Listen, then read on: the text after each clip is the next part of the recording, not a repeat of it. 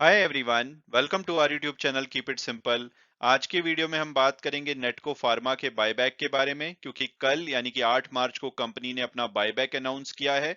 तो आज के वीडियो में हम इस टॉपिक को डिटेल में डिस्कस करेंगे और ये भी बात करेंगे कि भाई क्या बायबैक की वजह से आपको नेटको फार्मा के शेयर खरीदने चाहिए या नहीं। और आगे बढ़ने से पहले अगर आपने अभी तक चैनल को सब्सक्राइब नहीं किया तो प्लीज सब्सक्राइब करके हमें मोटिवेट कीजिए। तो सबसे पहले अगर बात की जाए कि भई ये नेटको फार्मा करती क्या है, तो नेटको फार्मा हैदराबाद में बेस्ड भारत की एक मल्टीनेशनल फार्मास्यूटिकल कंपनी है। ये एक वर्टिकली इंटीग्रेटेड और आर-एन-डी फोकस्ड कंपनी है, जो कि मेडिसिन की डेवलपमेंट, मैन्युफैक्चरिंग और मार्केटिंग सभी करती है, चाहे वो फिनिश्ड डोसेज फॉर्मुलेशन हो यानी कि जो फाइनल दवाइयाँ होती हैं, और साथ-साथ में जो दवाइयों में इंग्रेडिएंट यानी कि एक्टिव फार्मास्यूटिकल इंग्रेडिएंट्स डलते हैं, उनकी भी ये डेवलपमेंट, मैन्युफैक्चरिंग और मार्केटिंग करते हैं। इनके जो प्रोडक्ट हैं 40 से भी ज्यादा कंट्रीज में मार्केट और डिस्ट्रीब्यूट किए जाते हैं। और अगर इनकी मेन मेडिसिन की बात की जाए तो ये ऑन्कोलॉजी यानी कि कैंसर रिलेटेड जो दवाइयां होती हैं वो बनाते हैं, साथ साथ में हेपेटाइटिस जो सी ड्रग्स हैं उसके लिए ये फेमस हैं।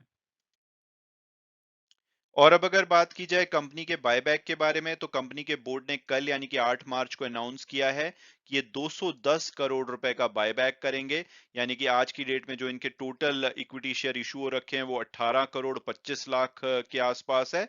इसमें से ये 30 लाख शेयर मैक्सिमम 700 रुपए पर शेयर के हिसाब से बायबैक करेंगे। तो अगर ये 700 रुपए पे बायबैक करते हैं तो ओवरऑल 30 लाख शेयर ये बायबैक करेंगे। तो इनकी जो पोस्ट बायबैक जो इक्विटी शेयर हैं वो 17 करोड़ 95 लाख 57 हजार 165 रह जाएंगे।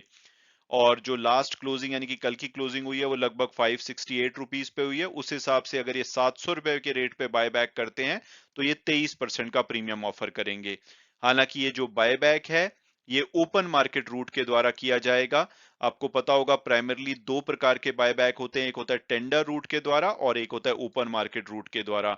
टेंडर रूट जैसे कि थोड़े समय पहले टीसीएस ने किया था, उसमें क्या होता है कि आपके लिए 10 दिन की विंडो ओपन करते हैं। उसमें अगर आपके पास कंपनी के शेयर हैं तो आप उनको टेंडर करा सकते हैं, और उसके बाद कंपनी या तो पार्शियल या सभी शेयर आपके बायबैक कर लेती है।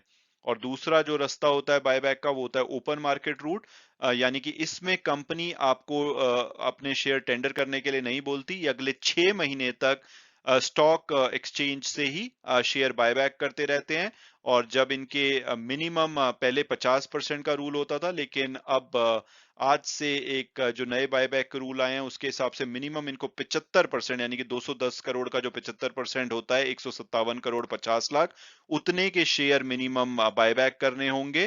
तो या तो ये 6 महीने के अंदर इतने शेयर बायबैक कर लें, या उससे पहले अगर ये 157 करोड़ 50 लाख के शेयर बायबैक कर लेते हैं तो इस बायबैक को ये क्लोज कर सकते हैं।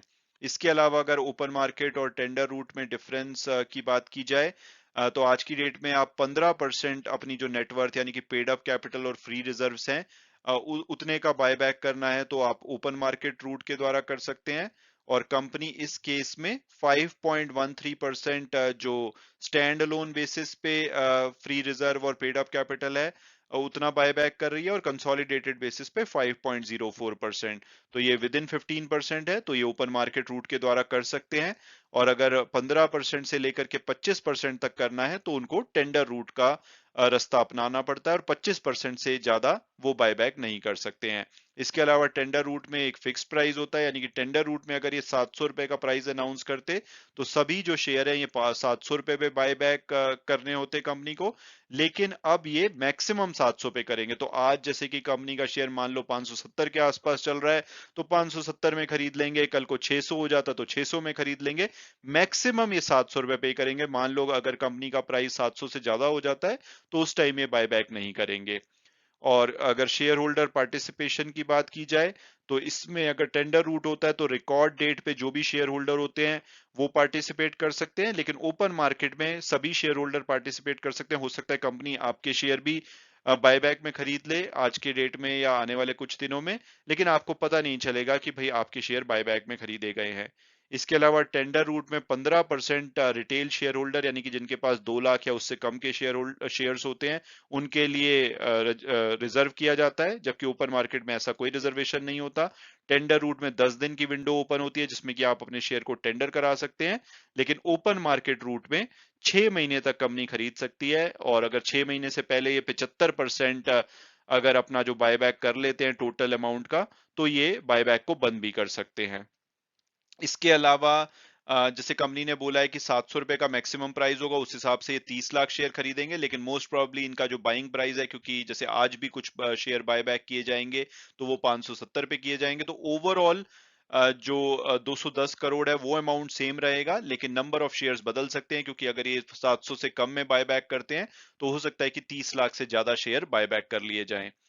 इसके अलावा जो मैक्सिमम बायबैक प्राइस है वो ऑब्वियसली 700 रुपए है, उस पे ही कंपनी बायबैक करेगी और उससे ज्यादा पे नहीं करेगी।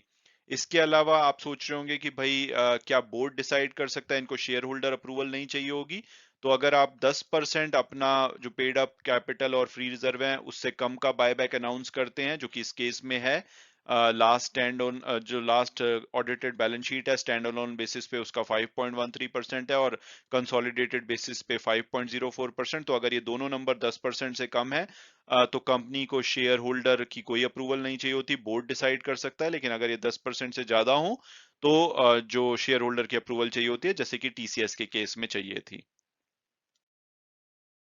और अब अगर बात की जाए कि भाई क्या हमें बायबैक में पार्टिसिपेट करने के लिए नेटको फार्मा के शेयर मार्केट से खरीदने चाहिए, तो जैसा कि ओपन मार्केट का बायबैक है तो उसके अंतर्गत आपके शेयर्स को डायरेक्टली कंपनी बायबैक नहीं करेगी, लेकिन नॉर्मली ये माना जाता है जैसे 700 रुपए का इन्होंने जो प्राइस रखा है बायबैक का, तो एक बार के लिए जो कंपनी का शेयर है उस तरफ भागता है। जैसे कि इन्फोसिस ने भी जो 1850 के आसपास का आई थिंक बायबैक रखा था, तो एक बार के लिए जो इन्फोसिस का शेयर है 1900 रुपए तक भागा था।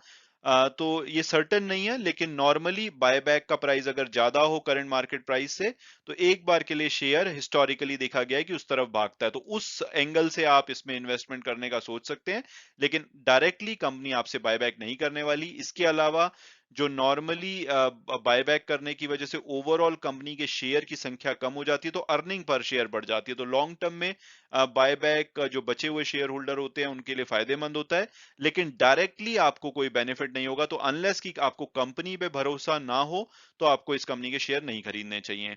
तो कंपनी के शेयर खरीदने चाहिए या नहीं, उसके लिए अगर हम इसकी पास्ट परफॉर्मेंस देखेंगे तो 3 साल में कोई इनकी खास रिटर्न नहीं है, पिछले 1 साल में तो इन्होंने 34% की नेगेटिव रिटर्न दी है। तो ओवरऑल कंपनी की जो परफॉर्मेंस है कोई खास नहीं रही है। हालांकि पिछले एक वीक में इनका शेयर लगभग 2.3% भागा है, जब से ये बात आ रही थी कि बायबैक अनाउंस करेंगे। और अगर हम टिकर टेप के प्रेडिक्टिव एनालिसिस को देखें तो वो इसका एवरेज प्राइस 618 बताते हैं, ट्रेंड लाइन डेटा के हिसाब से 695 इनका टारगेट प्राइस है। तो उस हिसाब से तो जो लास्ट क्लोजिंग हुई है लगभग 565 के आसपास की, या 569 बोल सकते हैं, तो ये अपने एवरेज टारगेट प्राइस से नीचे पे अवेलेबल है। तो अगर आपको कंपनी में भरोसा है तो आप इसको खरीद सकते हैं। लेकिन अगर मेरी ओपिनियन मानी जाए तो एक स्मॉल कैप कंपनी है, पी और पीबी रेशियो यानी कि वैल्यूएशन के हिसाब से देखा जाए तो डॉक्टर रेड्डीज ज्यादा अट्रैक्टिव लगता है, जो कि एक लार्ज कैप कंपनी भी है, वैल्यूएशन भी अट्रैक्टिव है, रिटर्न ऑन इक्विटी भी ऑब्वियसली नेटको फार्मा से बेटर है। तो मेरे हिसाब से तो डॉक्टर रेड्डीज, और अगर बहुत लॉन्ग टर्म विजन है तो इवन सिप्ला को भी आप कंसीडर कर सकते हैं, क्योंकि उसके शेयर में भी अच्छी खासी गिरावट आई है। तो मैं नेटको फार्मा को प्रेफर नहीं करूंगा, अनलेस कि आपको इस कंपनी के पोटेंशियल पे भरोसा है तो आप इसको खरीद सकते हैं, क्योंकि प्रॉफिटेबल कंपनी है, डेट टू इक्विटी भी मैनेजेबल है। तो आप खरीद सकते हैं, बट मैं डॉक्टर रेड्डी या सिप्ला को ज्यादा बेटर चॉइस मानूंगा। हालांकि वीडियो क्लोज करने से पहले मैं हमेशा की तरह डिस्क्लेमर दूंगा कि जो भी व्यूज हैं वो मेरे पर्सनल हैं। अगर आप किसी भी शेयर में इन्वेस्ट करना चाहते हैं तो अपनी फर्दर रिसर्च के बेसिस पे ही कीजिए। Thanks so much for watching the video and God bless you all.